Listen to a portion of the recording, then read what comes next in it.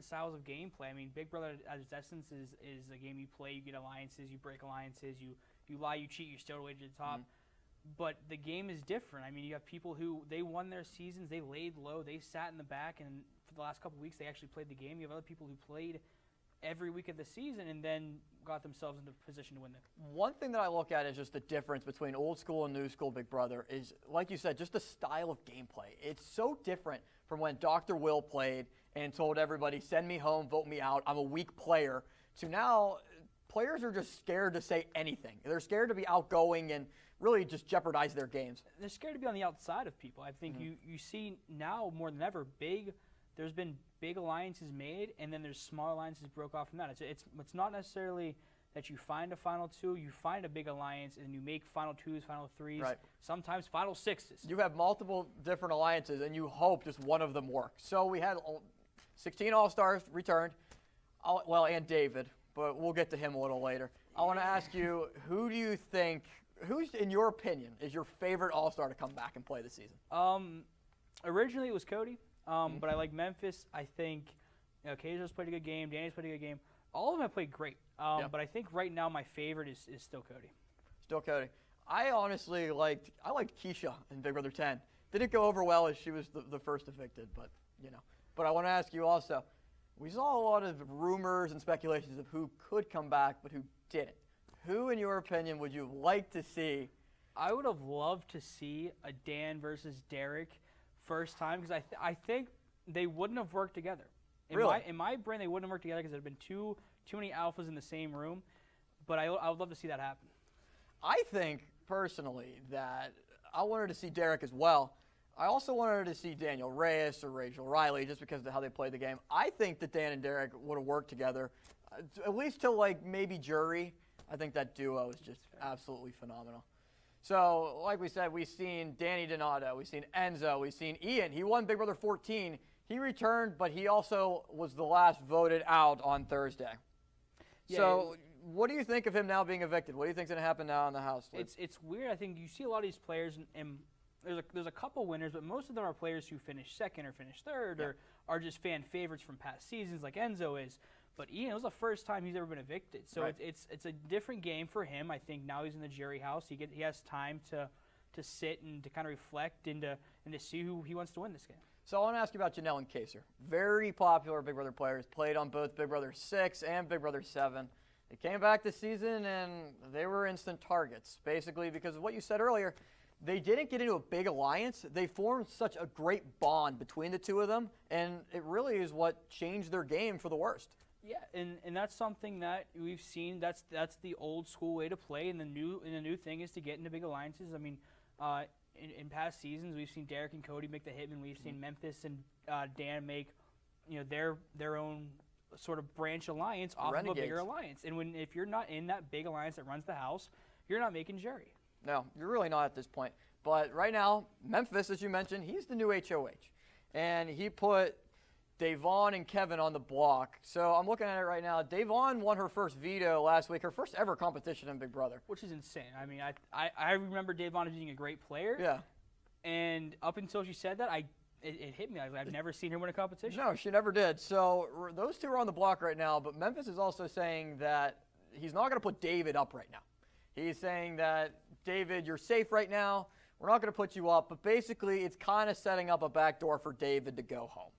And I think David rubbed a lot of people the wrong way in this house. I mean, you mentioned it earlier. He's not really an all-star. He was effectively out for half the season last year. He won that battle back. He was only there for a couple days, and then he was in Camp Comeback. But, Luke, I want to thank you for coming on the very first episode here of RMU Extra, and you'll be joining me a little later on. So, for the latest discussions and news, sports, and entertainment, make sure to check out RMU Radio. You can find popular shows like Where's the News? And Baldwin and the Berg, hosted by myself. You can hear our live broadcast through the Radio FX app. Download the app on your phone or other devices to support the student-run media here at Robert Morris. Coming up, Sam Dutch will be joining me to talk about last week's Academy of Country Music Awards. Stay tuned here to the brand new RMU Extra. Roll over. Chance high five. All right. When you adopt a shelter pet, you discover all the things that make them unique. And your mother and are. I am totally a hot person. Right, guys? Thanks for being honest. They're a little bit of a lot of things, but they're all pure love. Adopt pure love at theshelterpetproject.org. Multiple studies have shown that marijuana can slow both driver reaction and response time, which can be really dangerous. He's here. He's here. Wait. What? I can't drive. Why? My. Oh.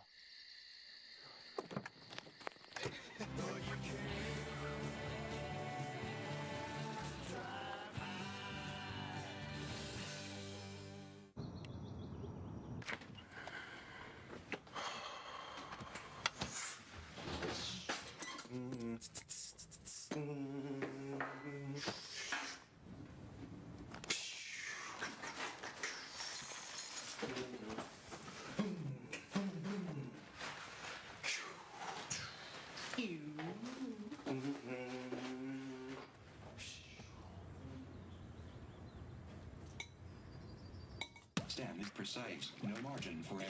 Dare to forget that. Dare to have fun with it. Get weird with it. Dare to send those old STEM theories flying past the neighbor's house into outer space. Dare to program something internet-breaking, record-breaking. Dare to blow their minds. Dare to learn the difference between sedimentary and metamorphic rock. Go find those rocks. Dare to keep daring. Dare to STEM. Check out She Can STEM. Welcome back to RMU Extra. I'm now joined by Sam Dutch to discuss Wednesday's ACM Awards and also the release of Luke Combs' new song. So, Sam, thanks for joining us. Thanks for having me. So, I really like your cowboy hat. Thank you very much. So, I want to first ask you, what did you like most of the Academy of Country Music Awards? What I like most about the awards, I think, is just how entertaining all the acts were and how smoothly the show was run, even though it wasn't per se how it normally is.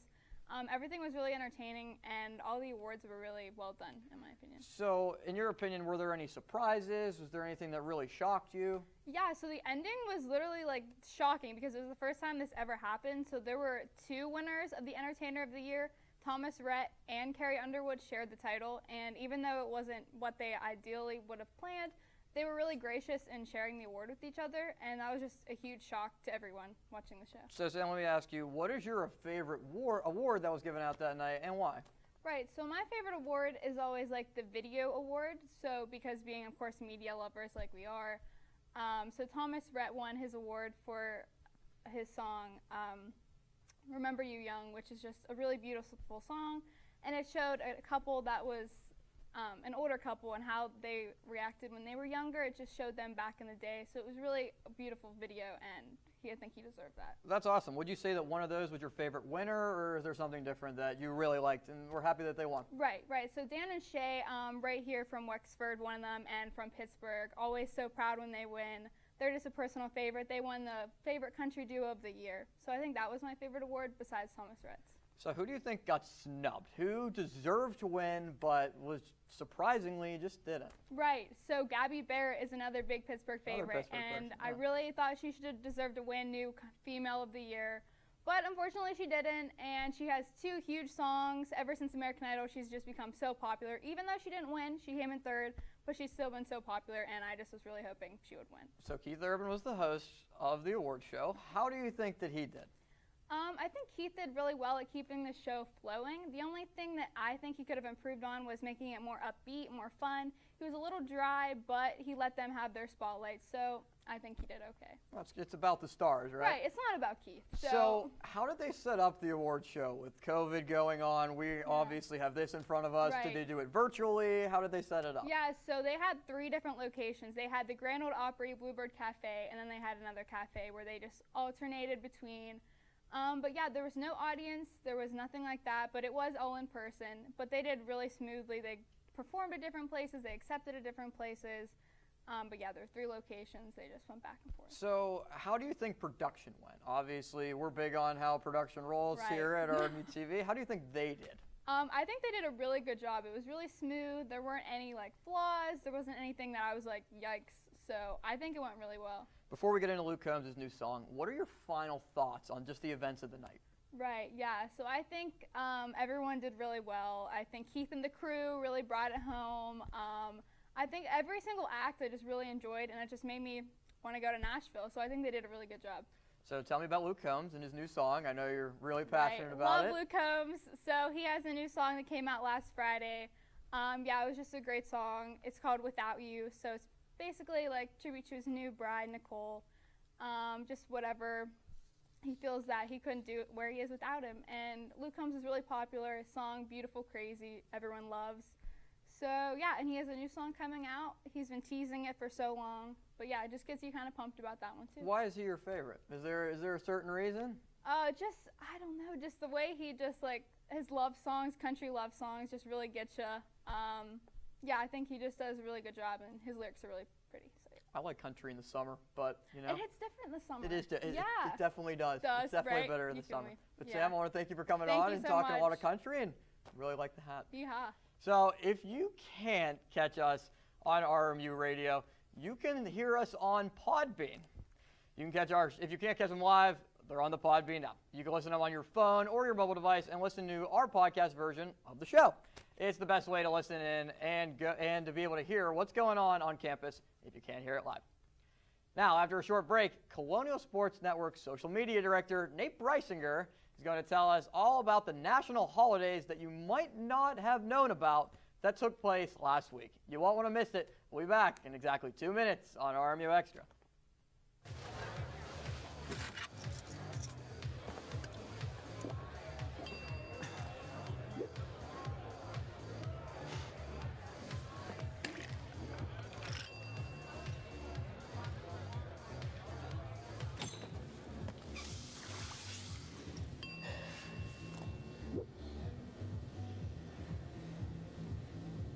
If you need to do something to feel okay to drive, you're not okay to drive.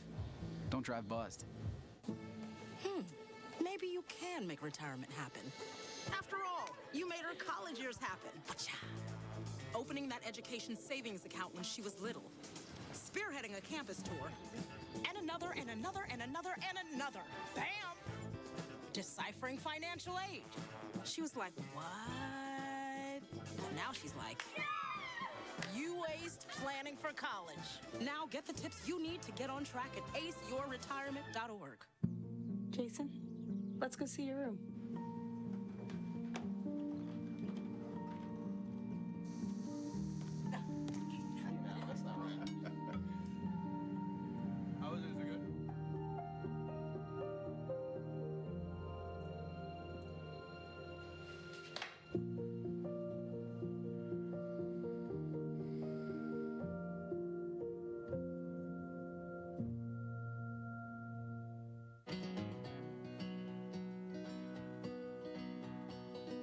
Things could be stranger, but I don't know how. I'm going through changes now. Could spend a lifetime trying to figure it out. I'm going through changes, through all of the strangeness. I'm going through changes now. Welcome back to RMU Extra, campus's new show dedicated to bringing you the latest in the world of entertainment. Nathan Breisinger is going to tell us all about the past holidays that you should be aware of that you missed last week. Here's Nate's thoughts. In the extremely uneventful summer due to COVID-19, many people may have been cooped up inside and missed out on exciting and unknown national days. During this past week, numerous national days took place. Did you head over to the Yorktown Cafe to celebrate National Chocolate Milkshake Day this past Saturday? This tasty creation has been around since 1885, gaining popularity in the Roaring 20s. RMU students could have celebrated this special day with their favorite Yorktown treat. What about all the gamers out there? September 12th was also National Video Games Day, as it brings together gamers throughout the world to kick back, relax, and have fun as they take pursuit in their favorite video games. Hopefully those games didn't get too serious, resulting in some rage quit. Another golden national day is National Bald is Beautiful Day. This past Monday. So what if you don't have a full head of hair with luscious locks? Everyone still loves you. You're beautiful in your own very way. So I hope you enjoyed your very own day to celebrate that bald head. Lettuce, tomato, pickles, and 2 patties. National Double Cheeseburger Day is another delicious day that was celebrated this past week. McDonald's Double Cheeseburger definitely was a must-have this past week to celebrate such an important day of a popular American meal. Or you could have just cooked them yourselves to turn it into a family ordeal. Remember being so young and artistic as you attempted to make something creative with Play-Doh? September 16th was National Play-Doh Day. We hope all the young kids and parents enjoyed themselves a fantastic day of messes and creativity with this enjoyable creation. Always keep a lookout for unique national days on your calendar and celebrate them with some friends or family. For RMU Century Media, I'm Nathan Breisinger. For the latest news, arts, and entertainment and sports going around Robert Morris and the surrounding area that you might not find out on this show, make sure to follow RMU Century Media on Twitter, Facebook, and Instagram to stay up to date. You can find the Century website by going to rmucenturymedia.com. And coming after the break, me and Luke Yost are going to be talking about last night's Emmy Awards. So stay tuned here on RMU Extra.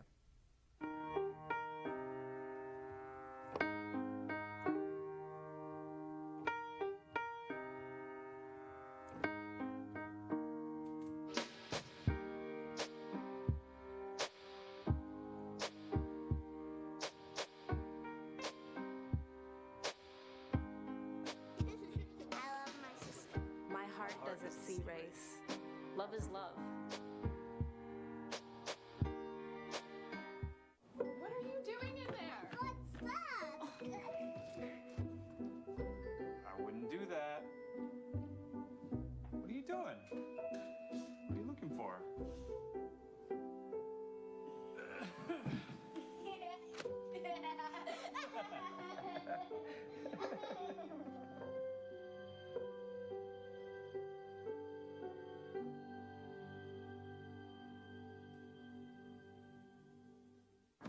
Prepared is your family if a hurricane shows up at your doorstep, or a flood, or a blizzard? You can't just turn away a natural disaster. That's why it's important to go to ready.gov/plan now. It has the tools and tips you need to make an emergency plan with your family. So if disaster comes knocking, Let's go. You'll be ready to help keep your family safe. It's just a pizza. Yes. Make a plan today.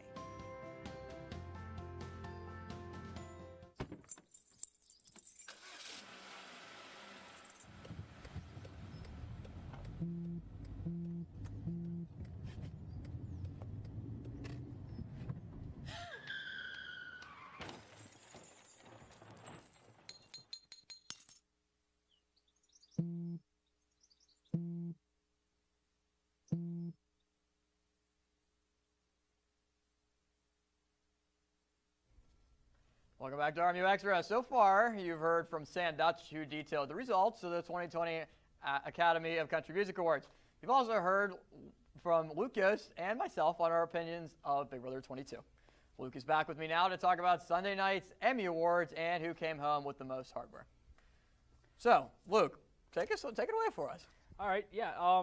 Last night's Emmys were a little different, kind of like the ACMs, but because of everything that's happening, all the pandemics and things like that, it was all virtual, except for Jimmy Kimmel was in studio as the host and provided that. But Schitt's Creek racked up the Emmys in the comedy category, winning Emmys for Outstanding Comedy Series, Lead Actors, Lead Actresses, Supporting Actors and Supporting Actresses. The whole family that the series is based around won their outstanding in their field. They crushed it, Luke. They won the most in a single season for a comedy ever. That's insane. Yeah, Succession won Best Drum, which is kind of I want to say an upset pick, but a great pick. Yeah. A lot of people thought Newsroom and Ozark might win this category, but no. Best Drama Series went to Succession. Jeremy Strong, Best Actor, and Zendaya won Best Drama Actress for her role in Euphoria. Yeah, and one thing I want to talk about, The Last Dance also was able to take home an award. They won for a documentary series, The Last Dance, which was premiering on ESPN, detailing the basketball careers of Michael Jordan, Scottie Pippen, and just the whole Bulls dynasty. So I want to ask you about The Last Dance. What did you think of it? And I think it's deserving. Do you? I mean, obviously it's deserving. I mean, it took up 10 weeks of the summer, and everybody loved it. I mean, it was a great thing for not only ESPN but also for Netflix, and yeah, both parties really benefited from it. And also, it's an interesting example of what you can do. I mean, this footage was taken at the end of the 90s, and 20 years later, it was brought back, and here we are, and we're gonna run with it again. Yeah, I mean, it was really cool, and especially with LeBron in his heyday, being compared to Jordan a lot, and just seeing it was supposed to run during the playoffs when LeBron was probably going to make a run with the Lakers. So that was very interesting. And then another thing we saw a very awkward Friends reunion. So that was a little weird, but it was interesting. But hopefully some more things like that once the pandemic ends. Right. So Luke, tell us more about what's going on in RMU. Robert Morris. Tonight's lineup of RMU Extra. Make sure you watch every Monday for RMU-TV. Let's talk about RMU-TV. Every Monday, RMU Extra and RMU Live will be on your airwaves. Wednesdays, we'll rotate between Sports Talk in the Berg, which is this week, and then next week will be RMU Tonight. And look at the graphic here. Colonial Sports Center Thursday nights at 9:30, and on Fridays, RMU Focus, which is like this show, but a little different. A little different. It definitely is. But after a quick timeout, we'll be back to talk more, and we'll also be discussing what we think you should be watching in the week of entertainment. So, stay tuned here on RMU. Chance high five. All right. When you adopt a shelter pet, you discover all the things that make them unique. And your mother and... I am totally a hot person. Right, guys? Thanks for being honest. They're a little bit of a lot of things, but they're all pure love. Adopt pure love at theshelterpetproject.org. Multiple studies have shown that marijuana can slow both driver reaction and response time, which can be really dangerous. He's here. He's here. Wait. What? I can't drive. What? My. Oh.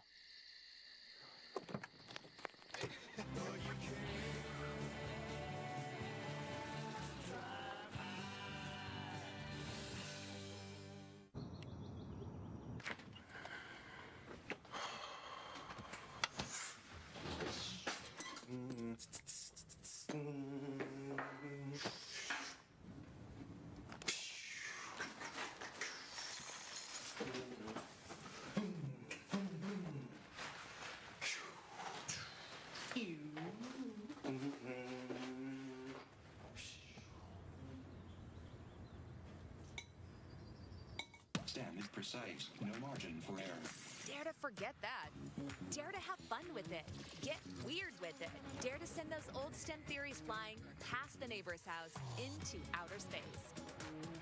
Dare to program something internet-breaking, record-breaking. Dare to blow their minds.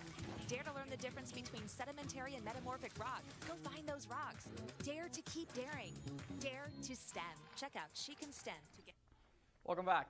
Now, Luke, let's talk about some sports that happened over the weekend. I know that's definitely something that we're really excited to talk about. Let's do that. Chance high five. All right.